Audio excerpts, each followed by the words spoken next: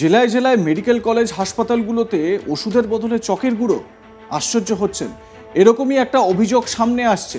আরজিকর কাণ্ডের সময় তো স্পষ্ট হয়ে গিয়েছিল জেলায় জেলায় ওষুধের বদলে কি যায়, চকের গুঁড়ো। এমনই বিস্ফোরক অভিযোগ তুললেন এক নেতা, রাজ্যের এক নেতা। তার মতে টাকা দিলে টিউবওয়েলের জলও ইঞ্জেকশন সিরিঞ্জে ভরে ইঞ্জেকশন বলে চালাতে পারবেন। স্যালাইন কাণ্ডে যার নাম উঠে এসেছে মুকুল ঘোষ নামে এক ব্যক্তির।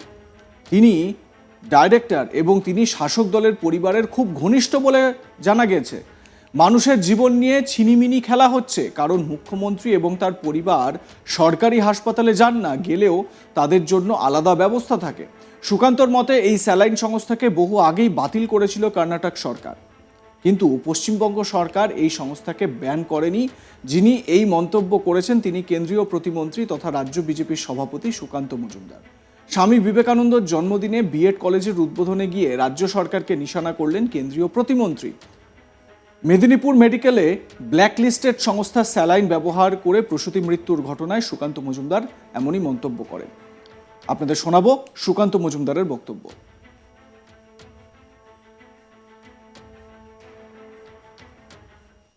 এটা যখন আরজিকর হয়েছিল কাণ্ড, তখন যে দুর্নীতি সামনে এসে তাতেই তো স্পষ্ট হয়ে গেছে। জেলায় জেলায় ওষুধের নামে চকের গুঁড়ো যায় না ওষুধ যায় ভগবান জানে। আপনি টাকা দিন, টাকা দিলে পরে টিউবওয়েলের জলও আপনি ইঞ্জেকশন সিরিজে ভরে ইঞ্জেকশন বলে চালাতে পারবেন, কোনো অসুবিধা নেই। কিন্তু ফেলো করি মাখো তেল, এই ফর্মুলাই চলছে রাজ্য।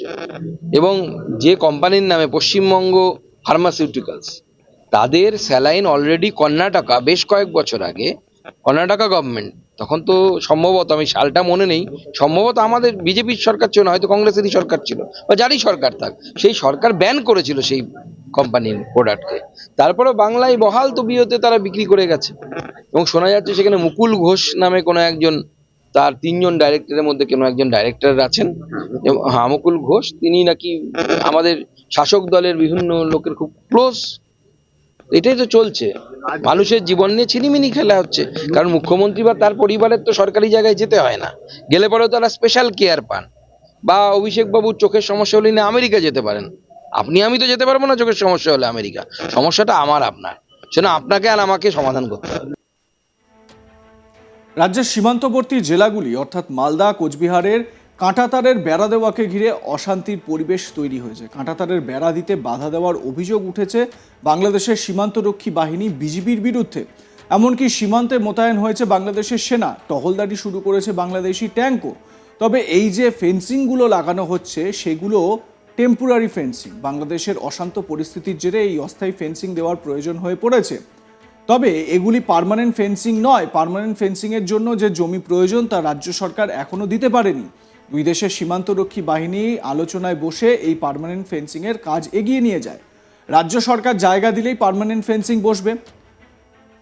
আগরপাড়ায় স্বামী বিবেকানন্দের জন্মদিনে বিএড কলেজের উদ্বোধনে গিয়ে বাংলাদেশ সীমান্ত এলাকায় ফেন্সিং দেওয়া নিয়ে বিএসএফের এই বেড়া দেওয়ার কাজ নিয়েও নিজের মত প্রকাশ করেছেন সুকান্ত মজুমদার। কি বলেছেন এ বিষয়ে তিনি, শোনাই আপনাদের।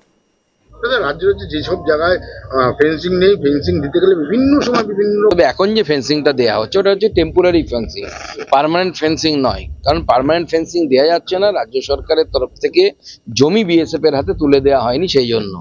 পার্মানেন্ট ফেন্সিং যেভাবে তৈরি হয় সেইভাবে যখন তৈরি হয় তখন স্বাভাবিকভাবে তারা কিছু করতে পারে না, কারণ দুই দেশের মধ্যে আলোচনা হয় তারপরে পার্মানেন্ট ফেন্সিং তৈরি হয়। এখন যে টেম্পোরারি ফেন্সিং গুলো দেওয়া হচ্ছে, সেই ফেন্সিং গুলো দেয়া হচ্ছে এই জন্য কারণ বাংলাদেশে এমন একটা পরিস্থিতি তৈরি হয়েছে যে সেখানে সেই পরিস্থিতিতে আমরা চাইছি যে বাংলাদেশ থেকে যেন কোনো অনুপ্রবেশ না ঘটে। ভারতের ইন্টারনাল সিকিউরিটির ক্ষেত্রে তার থ্রেট হতে পারে, তার বিপদ হতে পারে। তাই স্বাভাবিকভাবে সেখানে বিডিআর একটা ঝামেলা করার চেষ্টা করছে। কিন্তু আমাদের মনে রাখতে হবে যে বাংলাদেশ হচ্ছে একটা ফাঁদ, সেই ফাঁদে আমরা যেন না পা দিই। তাহলে এই যে ভারতবর্ষের যে যাত্রা, পৃথিবীর পঞ্চম বৃহৎ ইকোনমি থেকে 3য় বৃহত্তম ইকোনমি হওয়ার যে যাত্রা, এই যাত্রায় ভাটা পড়বে। রাজ্যের শাসক দলের যেভাবে শিক্ষা থেকে স্বাস্থ্যে এবং সর্বত্র দুর্নীতি চলছে, তার হাত থেকে পরিত্রাণ পেতে স্বামী বিবেকানন্দ পথ অনুসরণ করা উচিত। স্বামী বিবেকানন্দের পথই আগামী দিনে রাজ্যের মানুষ পথ দেখতে পাবেন। বাংলায় যুব সমাজের কাছে কোনো আইকন নেই, যুব সমাজ বর্তমানে আইকনলেস, বলছেন সুকান্ত মজুমদার। শুনুন। দেখুন, বিবেকানন্দ যে পথ দেখিয়ে গেছে সেটাই হচ্ছে পথ। বিবেকানন্দ যে পথ দেখিয়ে গেছেন, বিবেকানন্দকে পড়ুন, বিবেকানন্দকে জানুন। আমি বাংলার যুব সমাজকে বলবো, বিবেকানন্দ তখনও যে কথা বলে গেছিলেন চালাকির দ্বারা মহৎ কার্য হয় না, এখনো চালাকির দ্বারা মহৎ কার্য হয় না।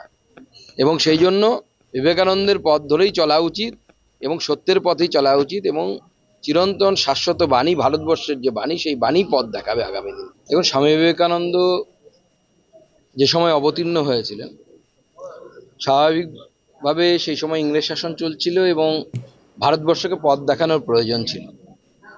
তাই স্বাভাবিকভাবে ভারতবর্ষকে উনি পথ দেখিয়েছিলেন। কিন্তু স্বামী বিবেকানন্দ, আমি যেটা ভাষণেও বললাম, ভারতবর্ষের শাশ্বত চিরন্তন যে চিন্তা ভাবনা সেটাই তিনি বলেছেন। সেটা 5000 বছর আগেও প্রাসঙ্গিক ছিল, স্বামী বিবেকানন্দ যখন ছিলেন তখনও প্রাসঙ্গিক ছিল, আর স্বামী বিবেকানন্দ এখনো প্রাসঙ্গিক, 5000 বছর পরেও তিনি প্রাসঙ্গিক থাকবেন। এবং বাংলাতে বিশেষ করে এই মুহূর্তে, যেহেতু বাংলায় আপনি যেটা বললেন, শিক্ষা থেকে শুরু করে স্বাস্থ্য থেকে শুরু করে সব জায়গাতে চুরি আর জোচ্চুরি। যুব সমাজের সামনে আইকন নেই। বাংলা এখন সত্যি কথা বলতে আইকন লেস। যাদেরকে দেখে বাংলার যুব সমাজ সঠিক পথে হাঁটবে, সঠিক জায়গায় হাঁটবে।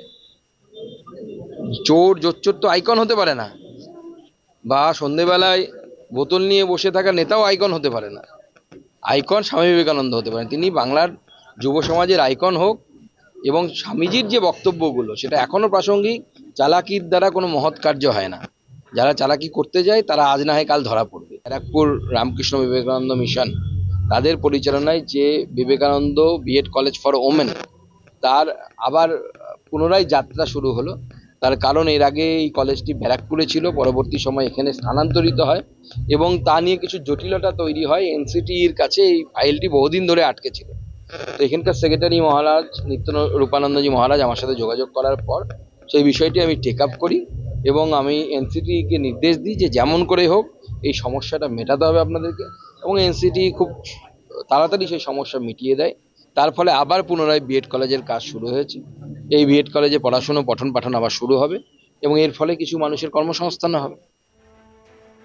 অর্থাৎ রাজ্যের স্বাস্থ্য ব্যবস্থায় যে বেহাল দশা এই স্যালাইন কাণ্ডে তার একবার প্রমাণ হয়ে গেল, এমনটাই মত সুকান্ত মজুমদারের। একই সঙ্গে তিনি বলতে চাইলেন যে জেলায় জেলায় যে হাসপাতালগুলো রয়েছে সেখানে ওষুধের বদলে যাচ্ছে চকের গুঁড়ো। তার অভিযোগ, টাকা দিলে অনেক কিছুই হচ্ছে রাজ্যে, টাকা দিলে টিউবওয়েলের জলকেও ইঞ্জেকশন বলে চালিয়ে দেওয়া যাবে। বিস্ফোরক বিভিন্ন অভিযোগ রাজ্যের বিজেপি সভাপতি সুকান্ত মজুমদারের। একই সঙ্গে তার অভিযোগ যে রাজ্য সরকারকে বা রাজ্যের এই যে স্বাস্থ্য ব্যবস্থা, এই স্বাস্থ্য ব্যবস্থার হাল খারাপ হচ্ছে নেতাদের কারণেই, দুর্নীতির কারণেই। আপনাদের কি মনে হয় জানাতে ভুলবেন না। দেখতে থাকুন আজ তাক বাংলা, সাবস্ক্রাইব করুন আমাদের ইউটিউব চ্যানেলটি।